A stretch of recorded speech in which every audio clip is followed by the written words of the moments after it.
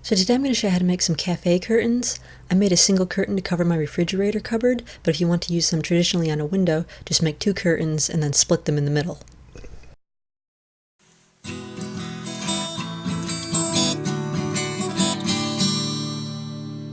So start by hanging your curtain rod at the top of your window, or in my case my cupboard. And then you just want to cut a piece of material that's 2 inches wider than your window and 6 inches longer than it.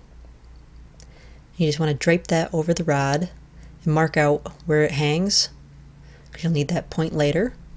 Then take it off the rod and lay it out flat, and then you just want to fold over the edges 1/4 inch and pin them in place.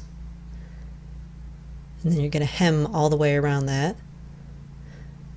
That'll keep the loose ends from fraying. Just stick a pin in every few inches and then sew all the way around that. Do that to all 4 sides. So here it is once I've got it hemmed all the way around. And so the plain side will be the front side. So then fold your curtains down to that mark you measured out where they hang on the rod. And then just pin it in place. You just want to sew down a few inches from the fold. I'm going to sew down about 2 inches because you want to sew down about as far as you want your ruffle to be. So there's mine for sewn down about 2 inches. So that's going to be where my ruffle will be on top of it. And so then just fold that open. And you're just going to take your curtain rod and lay that right in there and fold the material back over it so that we can measure around the rod. Then you're just going to sew another line of stitches right below the rod.